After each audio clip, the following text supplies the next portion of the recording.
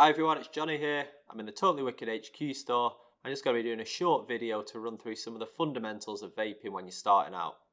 So if you've just switched from cigarettes to smoking, this video's for you. I'll be going through everything from how to vape and how to avoid some key pitfalls when you're starting out.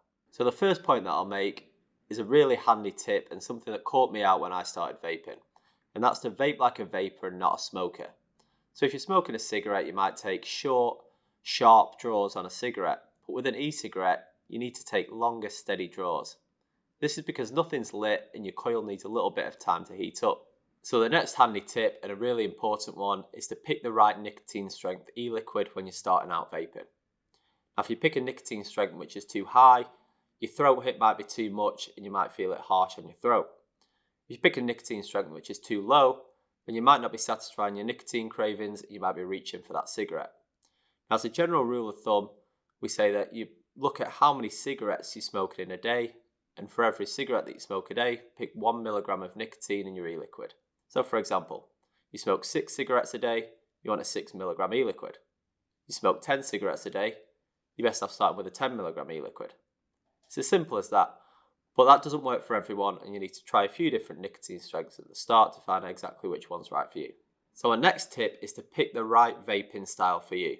Now there's two main vaping styles, and this is direct lung vaping or mouth to lung vaping. Now the most common of these is mouth to lung vaping, and this is where you take the vapor back from your e-cigarette into your mouth and then breathe it into your lungs. Now direct lung vaping is where in one big breath you take it from your e-cigarette directly to your lung. There's a clue in the name. And not only do you have to pick the right vaping style for your needs, you also need the right kit to suit your vaping style. So if you're a mouth to lung vapor, you're going to want a kit with slightly lower powers, higher resistance atomizers, and a more restricted draw. However, if you're a direct lung vapor, you're going to want a more higher powered kit with lower resistance atomizers.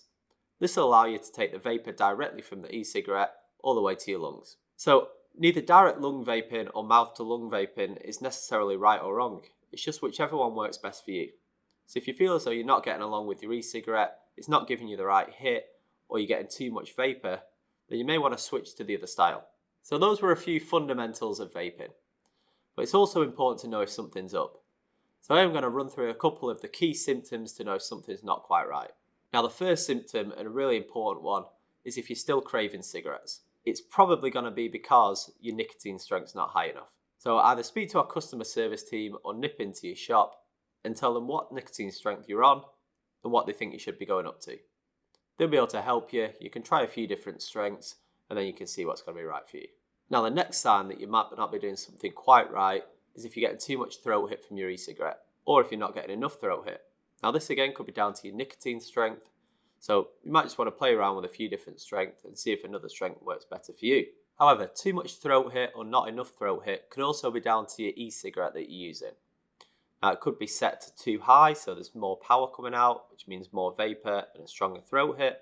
And it could also be that your power settings are too low, or you need a more higher powered advanced kit to give you that greater throat hit. So finally, another symptom that you might need to change up what you're doing with your e-cigarette is if your atomizer head's dying really quickly. Now, if it's only lasted a few hours, or maybe a day or two before you need to change your atomizer, you probably could change something really easily to make it last a bit longer. So one of the main causes for your atomizer dying really quickly is if you've not primed it. So you need to prime your coil before putting your coil into your device. Now to do this, just drop a few drops of liquid onto the cotton of the coil, leave it for 5 minutes, and then put it into the device. It's as simple as that. Now if you've already primed your coils and you're still finding that your atomizer heads are burning out quite quickly, then this may be due to your power settings on your e-cig. If you've got a variable wattage kit, just try turning your wattage level down, and hopefully your atomizer head should last a bit longer.